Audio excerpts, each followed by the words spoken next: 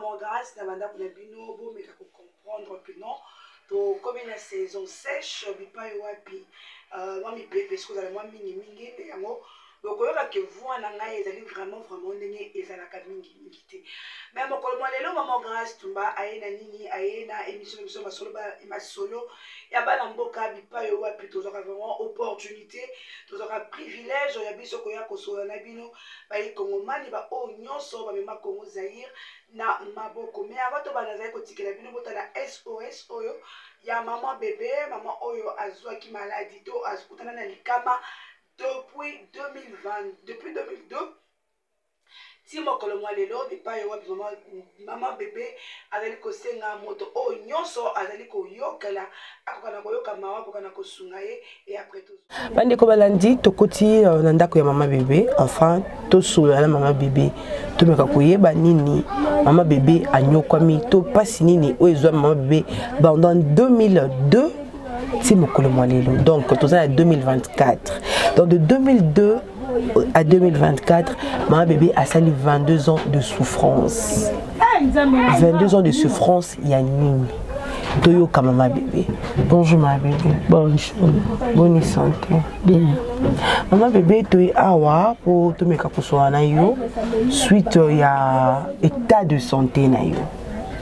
Mais quand on peut expliquer biso ezali nini oyo likama to passe oyo kutana na na 2002. Na kutana na likama na 2002 na vandaki na banda uvana na yolo na banda ikokine na kendo tala ndeko na ngai na Mombele tango na kende ko tala ndeko na ngai na Mombele ko katsaka na katisi press boye mila lupango ya bato ekweleli ngai tango ekweleli ngai bana quartier babanda koleka na lokoti ngai tango balokoti nga wana maki ngai na hôpital yolo médical tango bamemi nga na hôpital yolo médical tango bamunganga batomboli nga boye moye na telema ezate likolo bukana ngai moye na telema ezate comme bango bazalaki ka baleki nzela basundolinga ka wana na ba docteur batinga kaka pembeni ya place ba bomba ka bibembe soki moto akufi alinga kufa boy batika kaye na place moko boy bazipaki nga pe dra nga pe na fanditi fente nge docteur ba eko memanga batala boye de mokuwa ibukani akoti singa pe na hôpital na souffre tango mulayi maman bébé zena tango okoti na hôpital est-ce que bakolo lopango wana ba assistaki yo to ba yakite lopango ezaki na bato na kati pondi to za boso lopango ko miri kwei sûrement que bakolo lopango fo bayeba c'est que balandaki yo pe na hôpital bakolo lopango ba yakite nana kite ti lelo beaucoup m'appelle la justice to koma pe na l'état te wana zalaki na moto yo alandela kinga makambo wana te na tina lelo andege na komi lelo kolo lupango na mona bango te andege ba memaki nga na hôpital nga na kende ko trouver nde na kati hôpital na miyeba ki lisusu te ne batonde lisolo na obeto batonde babetela kinga batonde babetela nga lisolo nde ba obetela nga tango na zongaki na bomo inde ba ko betela nga lisolo kasi nga moko na miyeba kite na ndenge na komaki na hôpital na komi ko tunda na komi wapi alobi osala ki accident ubukani bakolo lupango pe bayaki te tina lelo na ndenge na fandi boye na sa konyokwa botikala pe kozonga pe na lupango wana pe te totikala kozonga te sike eza wana moto moko alandeli na kati ya lupango wana te akende boye te. Mais maman bébé, on a quand même des imprudences d'abino depuis 2002 tilelo 2024. Attention qui te nto zonga na lupango wana est-ce que zali kaka bato moko wana de bazali na lupango wana to bateka to makambo mo ebele maman bébé. Montre que malgré que pas si ezalaki fallait qu'au moins qu'on appelle moi sur ma casse. Bon, là c'était juste une façon de dire.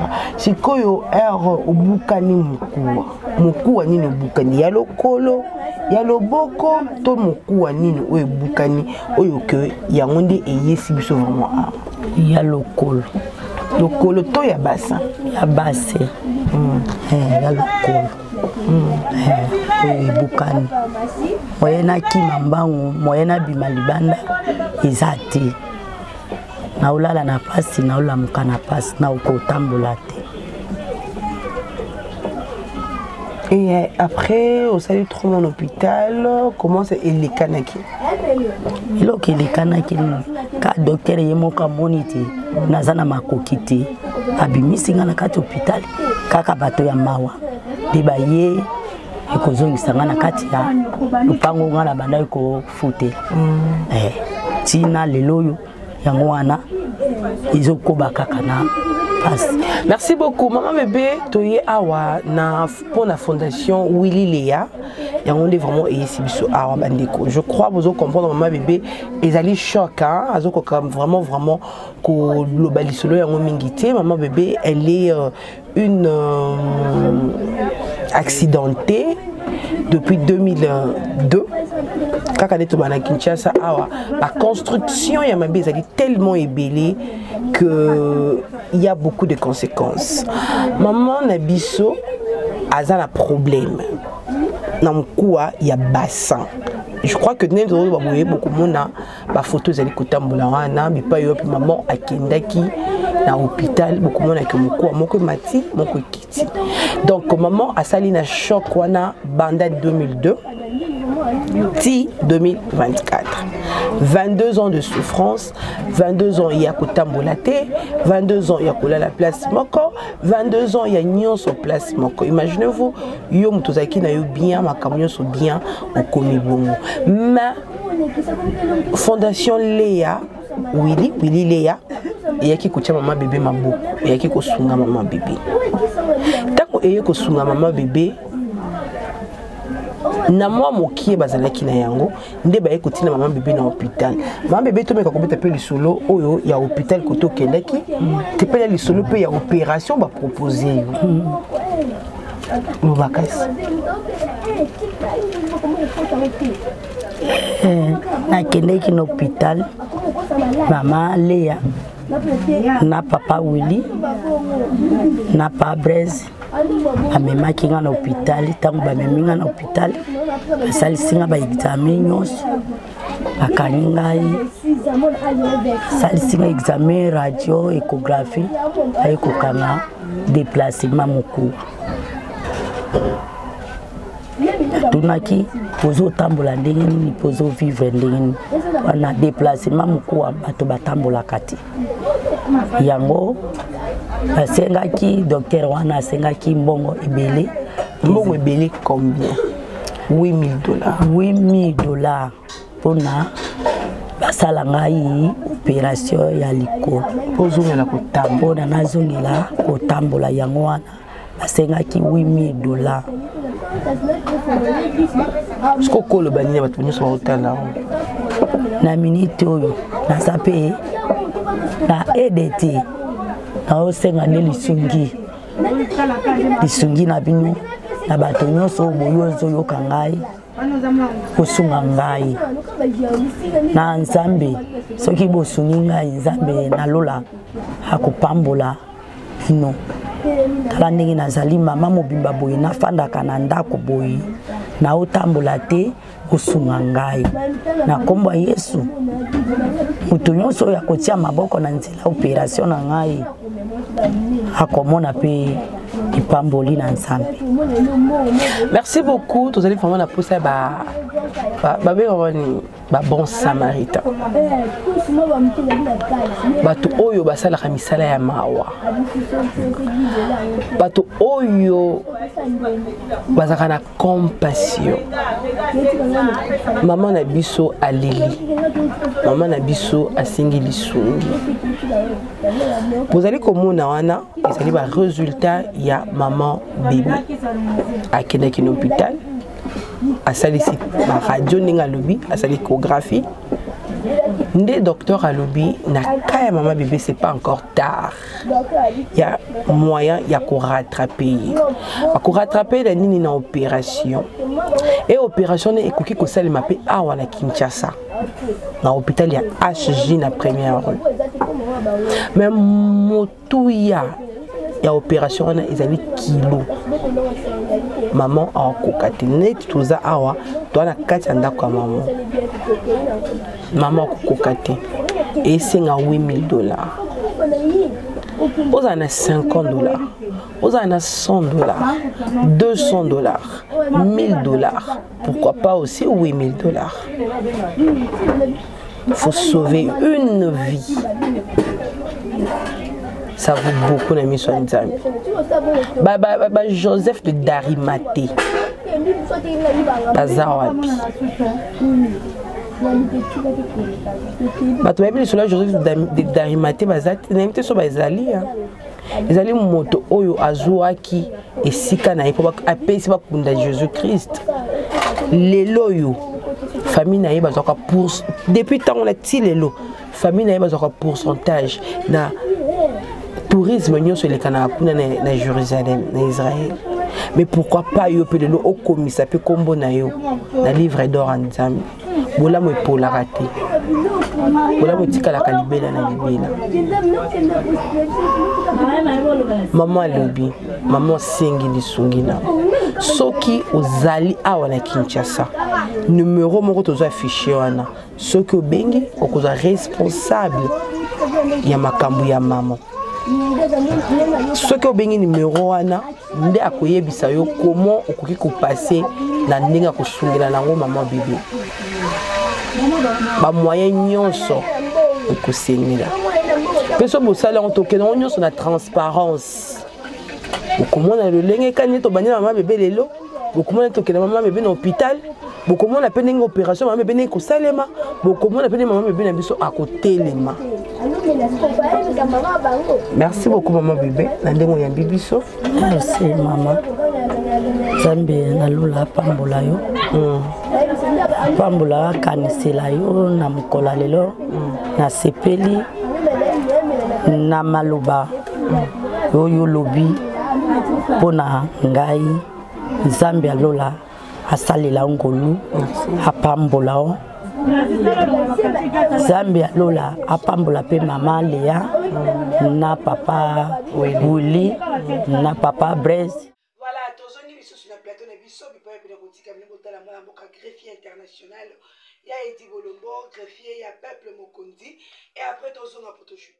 Peuple congolais, peuple zaïrois, bonjour, bonsoir à vous. Ça dépend de l'heure à laquelle vous êtes en train de me suivre. Il y a Edi Bolombo, greffier international. Il y a Peuple Mokonzi, Peuple souverain. Ça fait un petit moment. Autre celui l'a noté, mais bon, voilà, donc je suis quelque part. Mais n'empêche qu'aujourd'hui, j'ai pensé à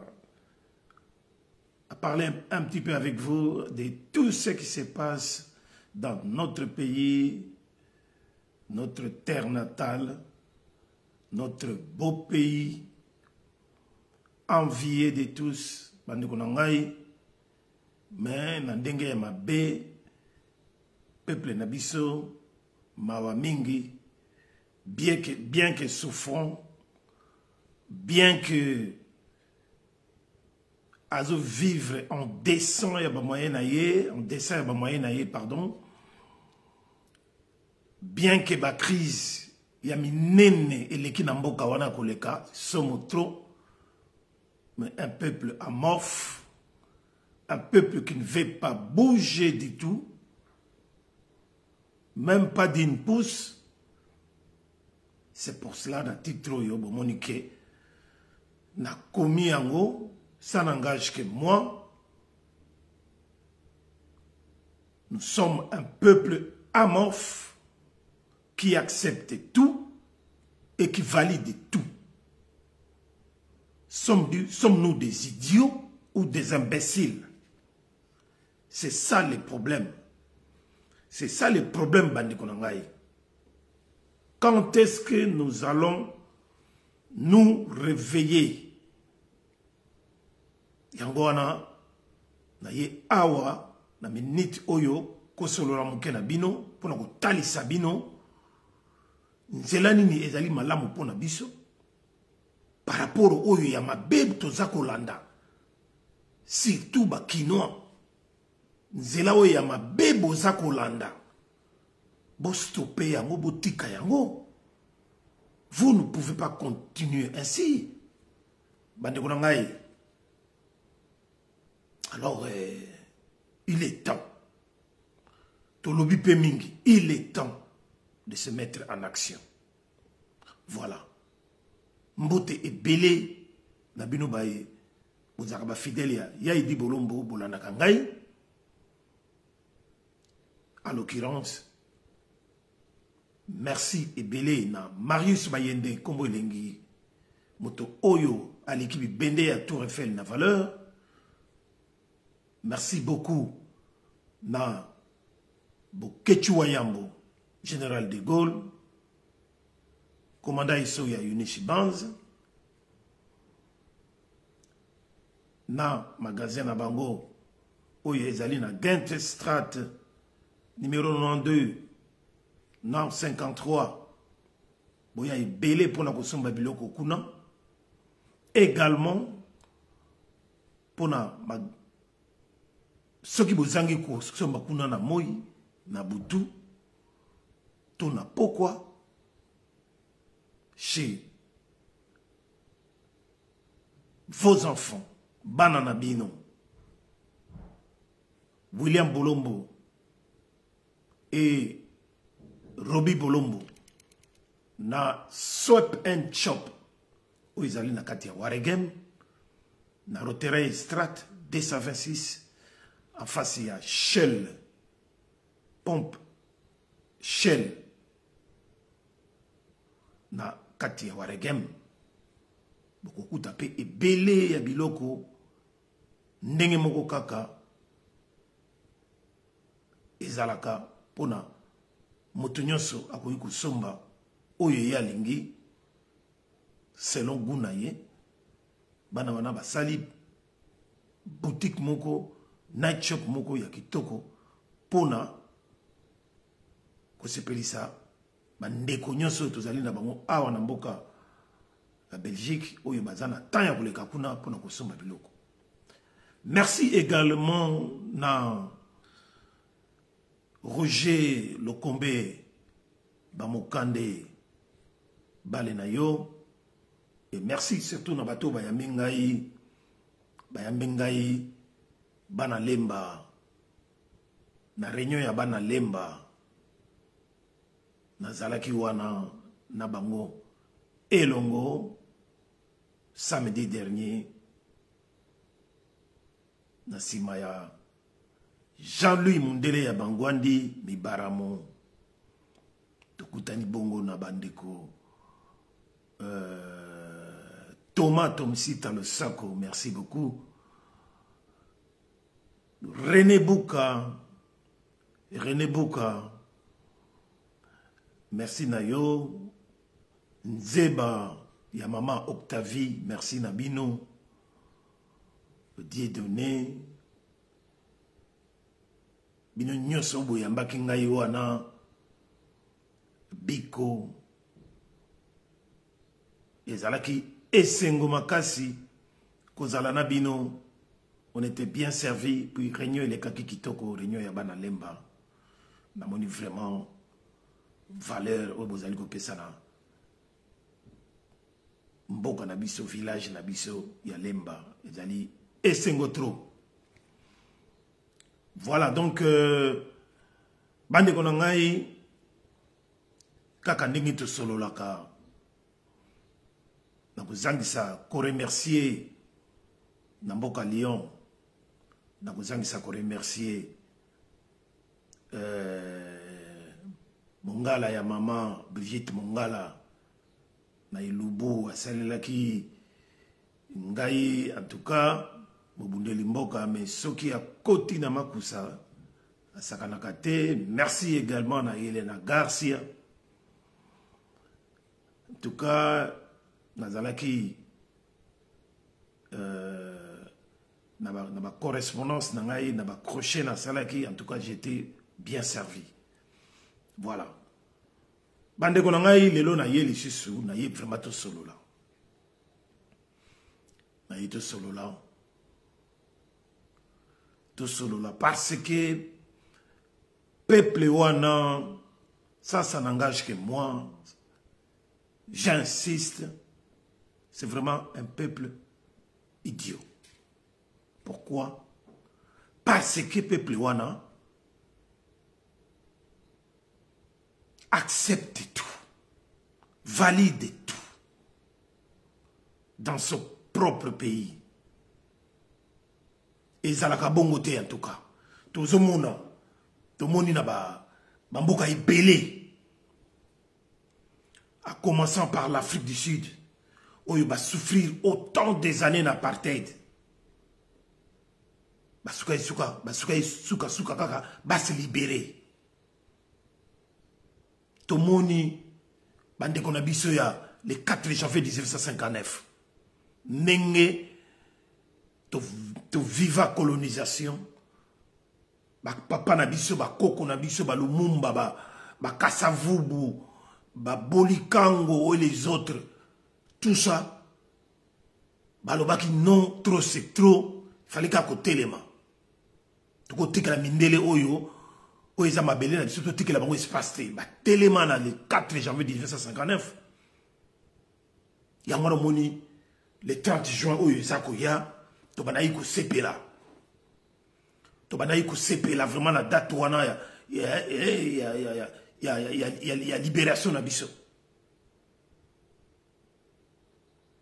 Mais, Lelo Oyo, ça fait un moment, depuis l'arrivée de l'AFDL, Nambo Kanabiso, la République a démocratisé du Congo, tout ce pays là sous le 30 juin. Tout ce pays là sous le 30 juin. Et surtout, en cette période, il y a Félix Tshisekedi Tshilombo, Moutouya Boma, un bon à rien. Yepi Nande, aïe vraiment, que bon misabiso Congolais, que koti sabiso nakati ya libulu ya lokuta ya nyoka ya miyibi. Na nenge moko oyo kutuke même kutu prédécesseur na yazalaki ndenge wana te. Eza mawa ebele eza mawa ebele le 30 juin yango ezokoma awa dans quelques jours. Mais peuple congolais a sepelé la suscité, tout le monde a suscité,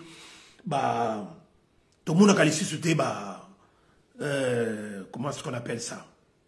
Parade à l'époque de Maréchal Mobutu, tout le monde a suscité, avion, des chasses, les calicolo et tout ça, défilé yaminene au niveau national, biloko na tout, et bunga. Surtout depuis 5 ans, sous Félix Tshisekedi Tshilombo. Ce qui prouve en suffisance que nous n'avons plus le contrôle de notre pays.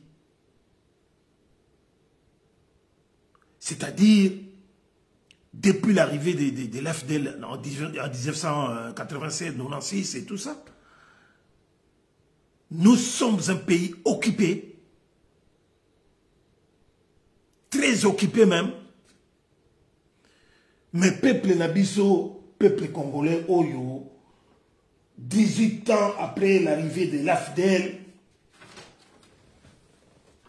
pardon, 18 ans après l'arrivée de l'AFDL et le PPRD de Hippolyte Kanambe, alias Kabila,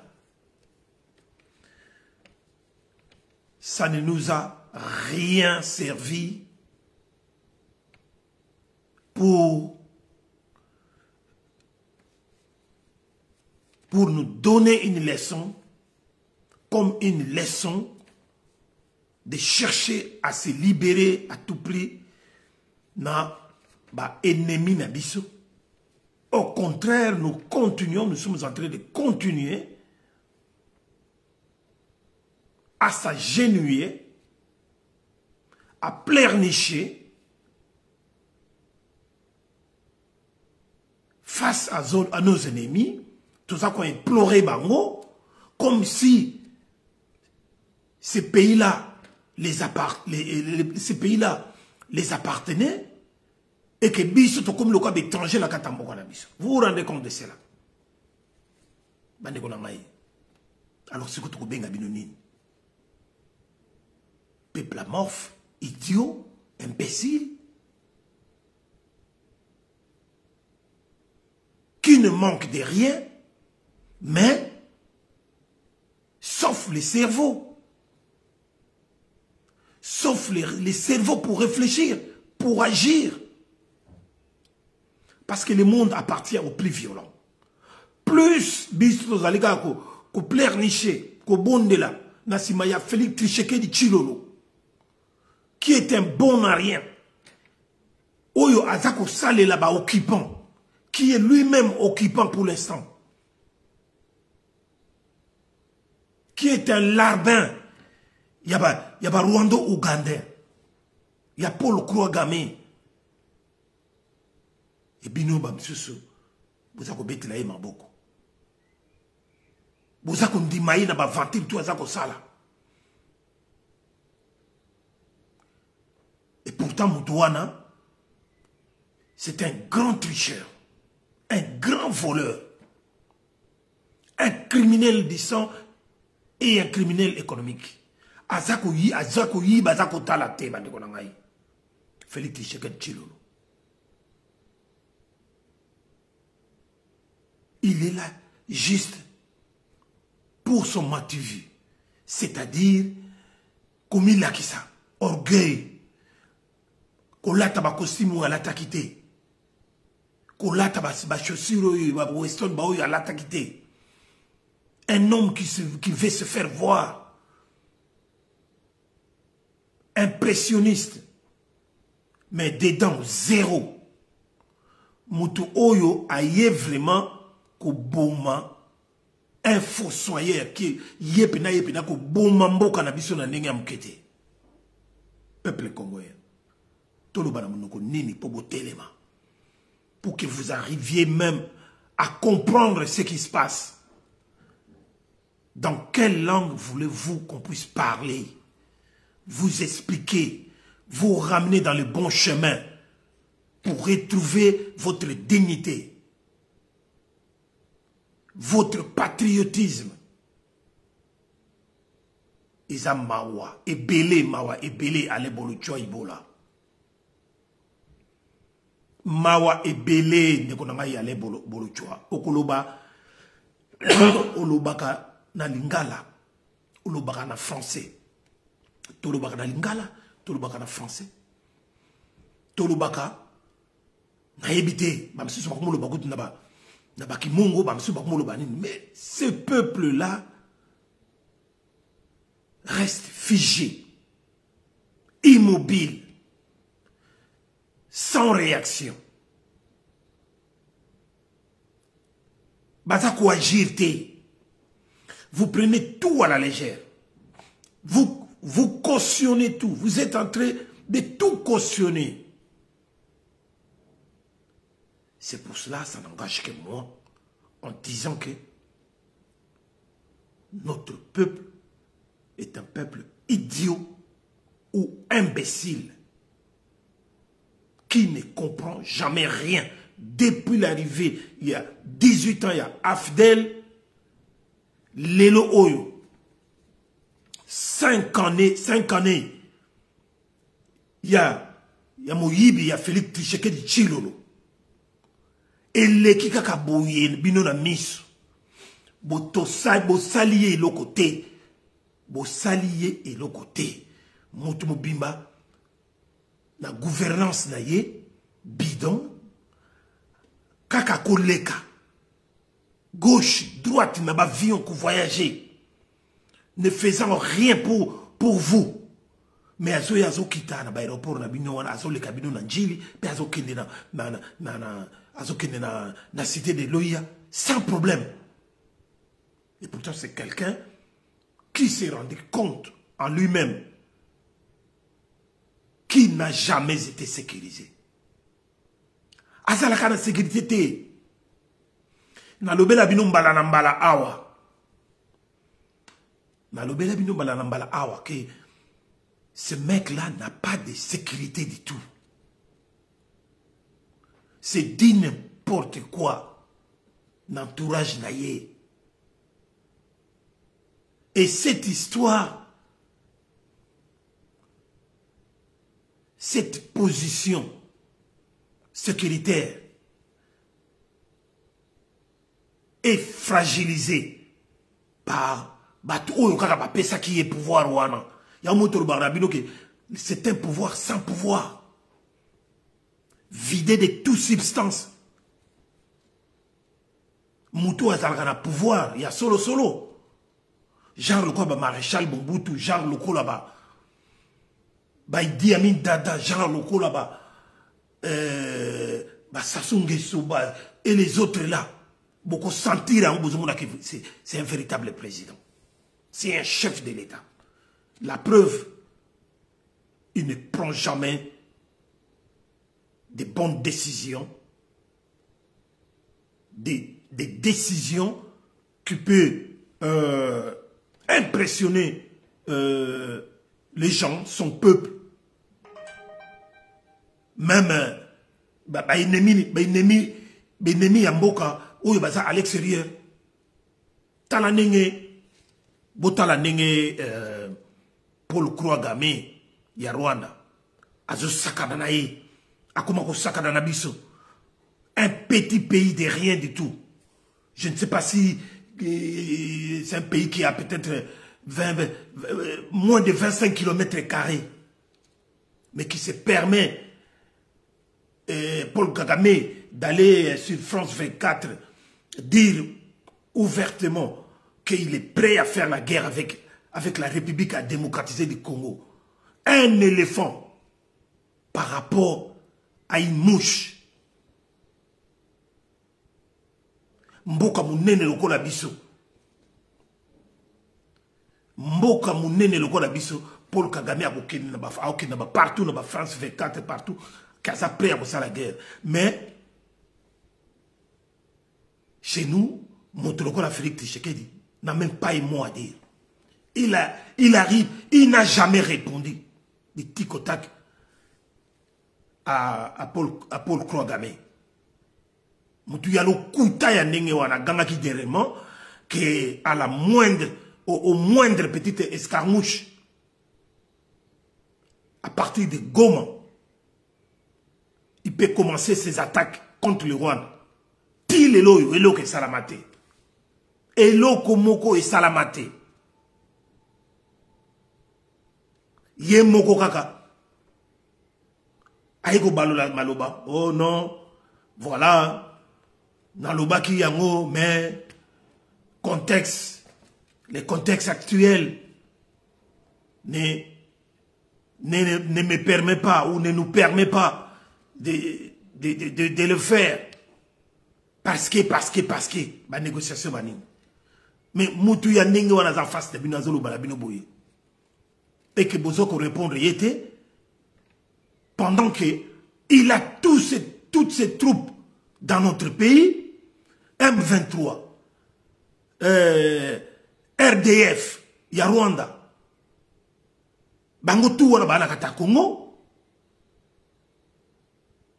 et que vous avez un soi-disant président, un soi-disant commandant suprême, comme vous aimez l'appeler, mais à ça quoi agite, à tamukete. Dans le on a Sabinoke.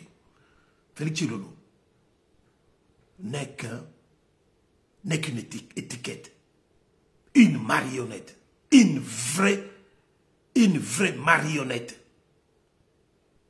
un paravent Moutoumoko Boye est cervelé, un bon à rien. À cause de ça, il y a un pour la binoba congolais. Mais il y a comme ça, bisous. Qui voulu avait laissé tout ce temps, 5 ans, na sommet en Bokawana. Botike les ressources sous temps. Aeko yiba les ressources, mandat oyo ya moyibi, en fabriquant des élections, bah élection moko. Il y a fraude massive. Oyo ye moko a mis voté pour lui. Nabatunaye.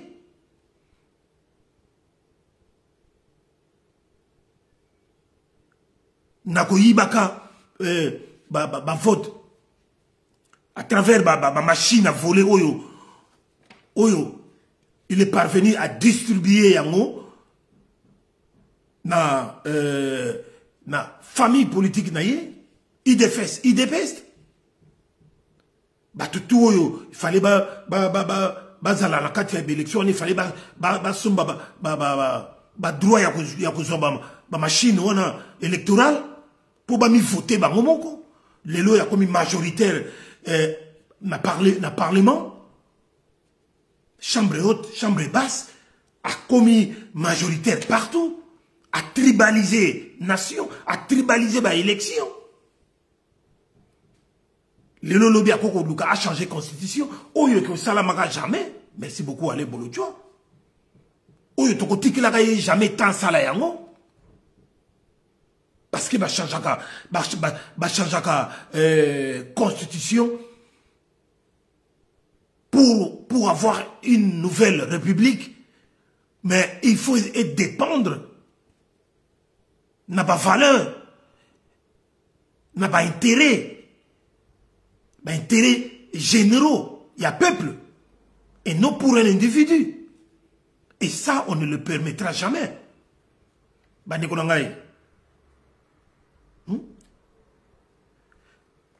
Félix Tshisekedi fait tout ce qu'il veut. Pourquoi? Parce que vous avez qu'il a étant. Vous avez qu'il est temps et belé. Vous avez qu'il est temps et belé. Félix Tshisekedi se permet de tout. Il ignore, il viole la constitution et bloque par le tribalisme l'esprit de recherche scientifique et l'intellectuel congolais. A bloqué Bango, a bloqué l'intellectuel tout, à rendre Bango moins que rien. Et c'est quoi qui prend la place? C'est la médiocrité, au vrai sens du mot. Il a voulu à ce que tout le monde soit comme lui. Hein? C'est le banditisme pur et simple dans la politique.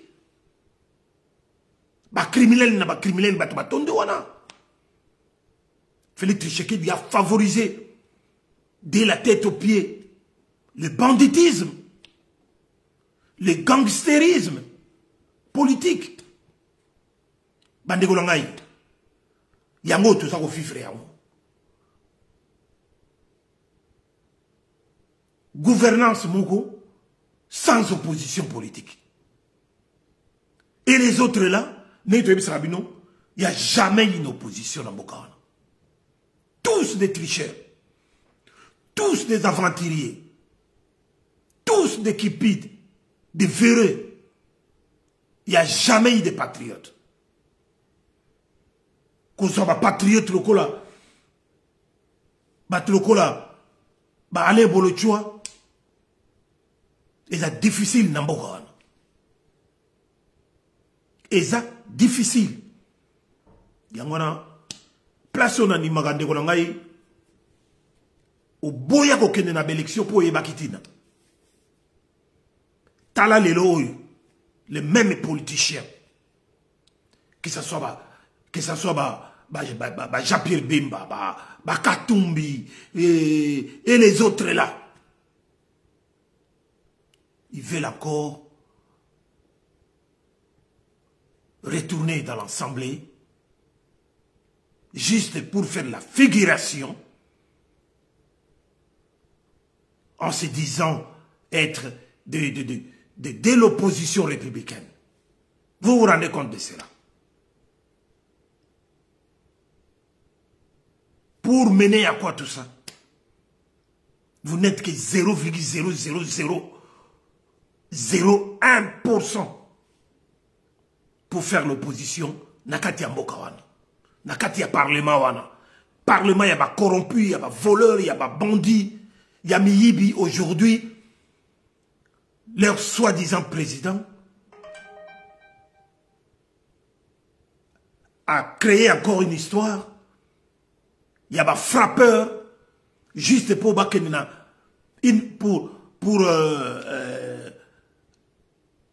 envoyer une mission au Canada en dépassant $1 million. Juste pour amener Daïda, les autres là, il y a Didi Kinouani, Toutou, avec les chargés de mission, comment il s'appelle encore? Allez, Bolochoa, moi, on a Neve, on a il y a Kamere, comme on a les chargés de mission qui étaient en prison avec lui. Kamere, Oyo, Félix, parce que Félix, il n'aime que des voyous et des criminels. Kamere, Oyo, Félix, il est mort à Kangisaka, Abimisi, Azongsi aux affaires. En tant que ministre des Finances, et directeur de cabinet, Yibi Bambongo, Lelo Oyo a commis président de l'Assemblée. Vous vous rendez compte de cela? Peuple congolais, quand est-ce que vous allez vous réveiller? Beaucoup télé malokola batu lokola bana yaba Niger, yaba Mali, yaba Burkina Faso et tous les autres. Beaucoup télé marquants pour en finir avec Félix Tshisekedi. Parce que c'est lui le malheur, le malheur, la malédiction de notre pays. Il y a que ça n'engage que moi. Lelo Oyo, Sokibu, to Bomiye, to Kangiye. Je pense que le système va avoir des problèmes. Ce système-là d'occupation, la Katia, Yambo Kanabiso, ça va créer des fissures et nous allons gagner cette guerre. Plus vite on va le faire, plus vite on va gagner cette guerre. Ceux qui voyaient Bakati Bande Konangaï. Le Sako na Tatiana Osango, Maman Tatiana Osango, la battante. Merci beaucoup na souhait na yo pour nangaye na anniversaire nangaye oyote koleka le 19 juin dernier. Merci beaucoup la battante. Kolembate, nous sommes ensemble. Tous en la simana yo kobanga batuana te Sasa Basenzi, il y a IDPEST, Bango, dans le Koutana Bango, il y a 37 ans, soi-disant, il y a opposition.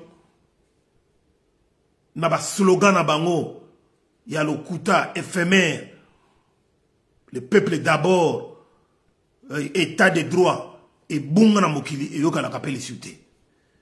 Donc, on est ensemble, merci beaucoup. Bande Konangaï, Naïka Koyeb Sabino, vous n'êtes pas un peuple. Parce qu'un véritable peuple agit.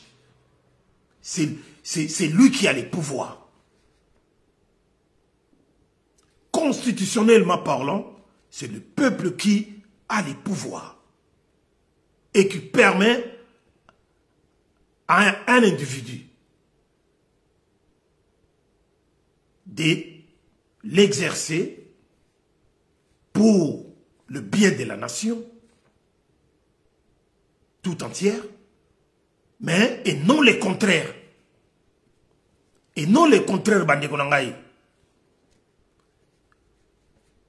C'est par là que je dis que jusque-là, nous ne sommes pas un peuple. Nous sommes très amorphes. On ne revendique rien. Ou on a peur de revendiquer. Pardon. Pendant que il y en a parmi nous qui essayent de revendiquer quelque chose, de dire quelque chose pour l'intérêt national. Yamboka Nabiso. Wana Félix Chilolo, Tshisekedi, abimisi manzaka na ye, yakokanga ba, yakokanga kanga ba, kokanga kanga batu, kokanga ba journaliste, kokanga ba batu ya mike mike, kokimisaka ba journaliste, ndenge to ba pero luara ba koma libanda, ba Bibi Kapinga lelo yo Frank Diongo apakati mbangu akanga mwana mwasi oyo kaka po alobi lelo ke mai pasi courant pasi wana bobimisi manzaka. La guerre à l'est, vous n'arrivez pas de la finir. Toza komona yokunate. Kaka moyibi. Excusez-moi.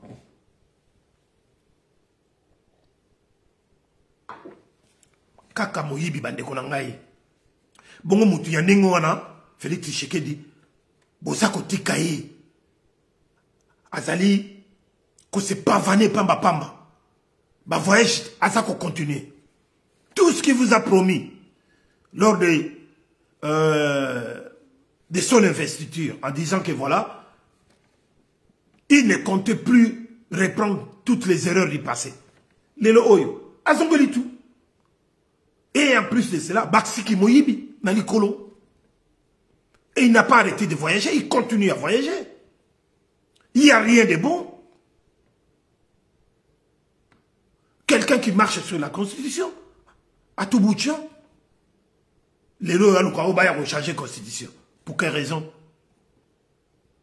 Et puis, Mouta a changé la Constitution. Et qu'on a été. Ce n'est pas une bande de voyous. On a changé la Constitution. Non, c'est non. Il y a un peuple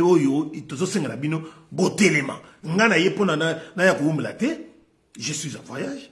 Mais Nalingaï quand même, Nasolo Nabino, ça fait quand même un petit moment. Et voilà. Trop c'est trop. Notre pays est devenu un pays de criminels, où tout criminel peut venir, il fait ce qu'il veut, et puis il répare, sans être arrêté, sans être puni.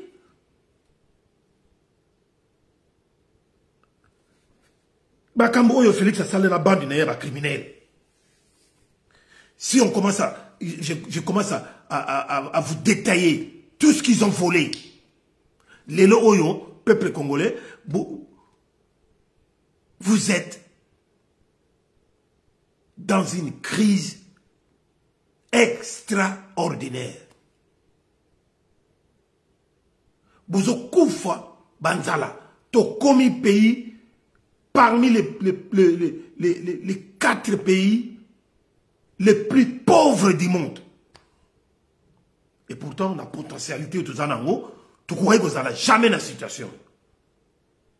Mais le plus grand fossoyeur tribaliste, c'est Félix Tshisekedi. Koyiba Eleki. Depuis 5 ans, Félix a commis lui-même les colons et lui-même l'occupant. Il fait tout ce qu'il veut. Un petit dictateur a commis, Frank Diongo a qualifié, plus dictateur que les dictateurs.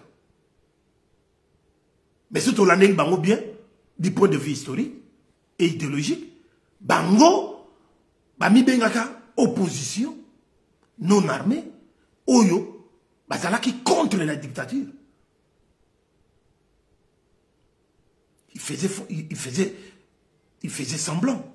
Parce que son père était quand il qualifiait Mobutu de dictateur, mais il était avec Mobutu. Et pendant la dictature de Mobutu, nous, on était encore bons.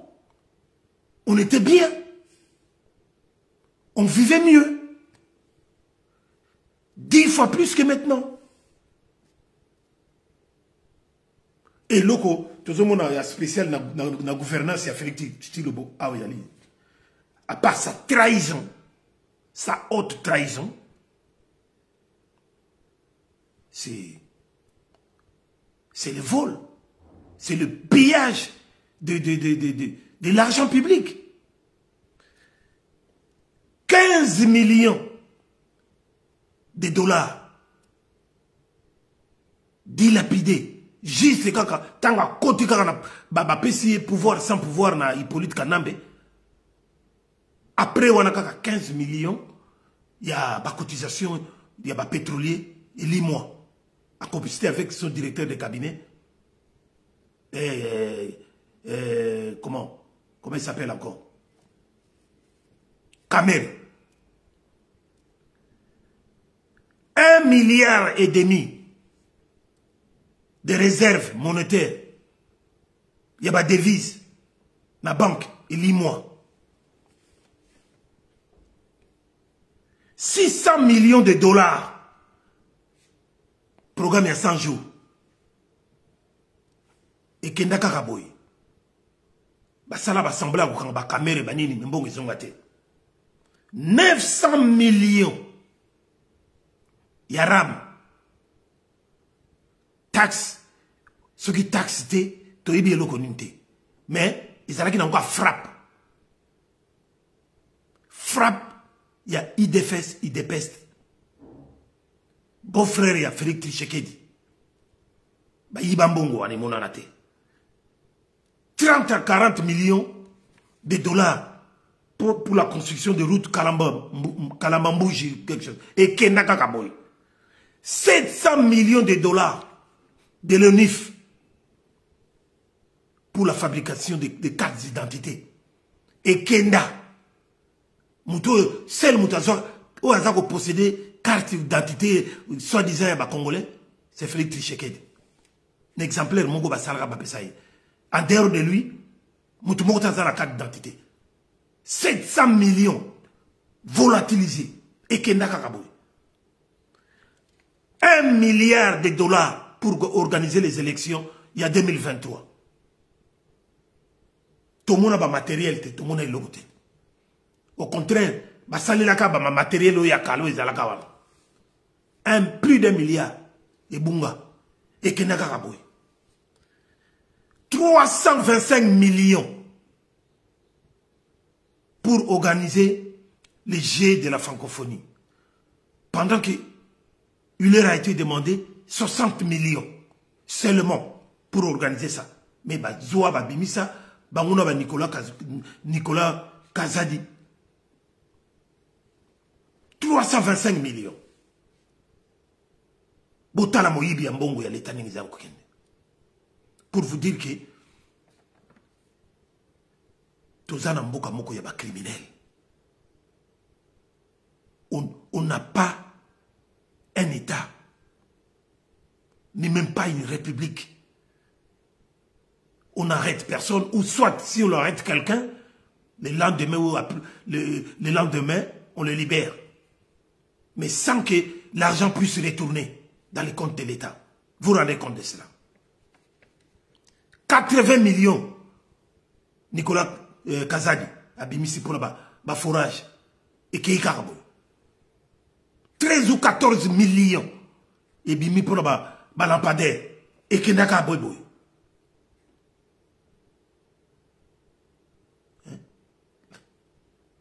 Ce qui est encore grave, pire, nos dettes extérieures. Félix Tshisekedi Tshilombo, à Koutaki, on a 3 milliards. Il y a 5 ans, à Koutaki, on a 3 milliards. Aujourd'hui, à Baxi, 7 milliards dans l'économie. Donc ça fait 10 milliards, on a une dette extérieure de 10 milliards de dollars. s'il faut comparer ça avec les dettes extérieures de l'époque de Maréchal Mobutu. Maréchal Mobutu, il s'est occupé du pays pendant 32 ans. À Tikaki, plus ou moins 14 milliards. Mais dans les 14 milliards de dollars, il fallait qu'on arrive à voir les empreintes de cette dette. Babiloko lokola, où il y a ça, la net, stade de martyrs, où il y a palais du peuple, pont maréchal, cité encelée, makambo ebele et salama. Mais demandez à Félix Tshisekedi, qu'est-ce qu'il a fait avec les 7 milliards d'emprunts qu'il a fait au niveau extérieur? Qu'est-ce qu'il en a fait? Pour attendre le komogota sale le komogote. Bongo mutu ya ndenge wana bandeko na ngai. Azo tiki la biso peuple congolais ba charge ya boye. Bolingi botika ya bima vivant na mboka wana. Akima akende. Yangona lelo na webi sabino. C'est quelqu'un qu'il faudra partout où vous êtes faire quelque chose. Vous devez faire quelque chose pour l'arrêter, pour arrêter cet individu et le plaquer au sol, comme avait dit Feu Mbanda. Nenga yebisaka biso. Il faut qu'on plaque au sol, qu'on kangaye vivant. Pe ko salaye loko nyoso o ekoki to salaye. Yango na bandeko na ngai botika makambo yo boyete. Bolamuka na pongi. Totelema une fois pour toutes pour en finir avec lui. Parce que si to ko essayer kaka Bolanda ba gouvernement oyo wana te. Oh Siminwa et tout ça, j'ai dit Siminwa machin et tout ça. Ça c'est du cosmétique pur et simple. Ça n'a rien à voir avec ce que nous devons faire pour notre pays. Ça n'a rien à voir. Izanango mafutaka ya kopakola. Izanango buzz. Pour ainsi dire. Et ça n'a pas besoin. Et loko ya malonga et kobima wanate. Au contraire, cette dame-là, j'ai pitié d'elle. Elle ne va pas aller plus loin. Il ne va pas aller plus loin. Peut-être, aïe wana pona, azoman bon comme tout politicien qui se respecte dans ce pays, mutunyo salinga yiba, mutunyo salinga parce que basi va comprendre que en face de Bango, il n'y a rien du tout. Il n'y a pas un peuple. Il n'y a rien du tout. Moutumogote à Koloba, Moutumogote à Kotombola, même son doigt comme ça, pour se mettre devant eux. Mais Bissotoloba, un jour, pas deux, mais il y aura un jour, Félix Tshisekedi, Tshilombo, tribaliste, le voyou de la politique. Bino, idépeste. Un jour viendra. Vous allez payer. Et nous allons voir si quel pied vous allez danser. Continuez toujours à nous envoyer des musiciens, des pasteurs, des pastants qui viennent ici pour essayer de distraire la diaspora. Mais nous autres, dans le peuple Mokonzi, on ne bougera pas d'un iota. Nous restons toujours dans la même position, celle de libérer notre pays. Toko kende na bino boye, kaka boye, tina suka. Pe toko silisa bino buzoba na bino. tokosilisa bino buzoba na bino. Et c'est tout bino. Baluba ya idefes, idepest. Baluba nyoso te, mais baluba ya idefes, idepest.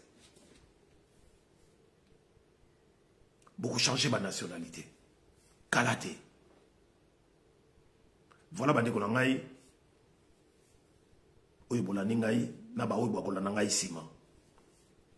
Et loko nini nakanisa ki pona bino lelo, il fallait koloba. Il fallait ka koloba. Tous abano beli na bino, toko lembate, nous allons continuer ainsi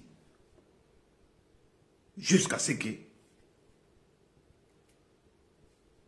nous allons nous réapproprier notre pays en bonne et due forme, parce que l'Afrique appartient aux Africains. Pourquoi pas? Pourquoi les Niger, les Mali, les Burkina Faso va récupérer la direction ya bamboka na bango lelo oyo baza ko évoluer dans le bon sens progressivement et biso to tika la kaka boye mboka e komi solo mboka e komi ba poubelle partout mais bozo mona kaka le système continue à persister, à permettre à tous ces voyous de la politique de vivre aisément leur vie. Nabami tuka ya nene ya kitoko, nabandako ya kitoko, en laissant de côté ce peuple, notre peuple. Il y a notre lobby, toko tika binote, toko continuer na bino tina suka, je dis bien. Voilà, on a un aïe Sabino, bande konangai. Merci beaucoup de m'avoir suivi. En tout cas, Maman Déboulonné à Déboulonné TV. Merci beaucoup. Maman Grace Tumbaya, Jimania TV. Merci beaucoup. Steve Manungwene, il y a Bokoto TV. Merci beaucoup. Kabola ba image. Le sako. Nabatu nyos oyo balanda kangai. Tokomi mbala sima.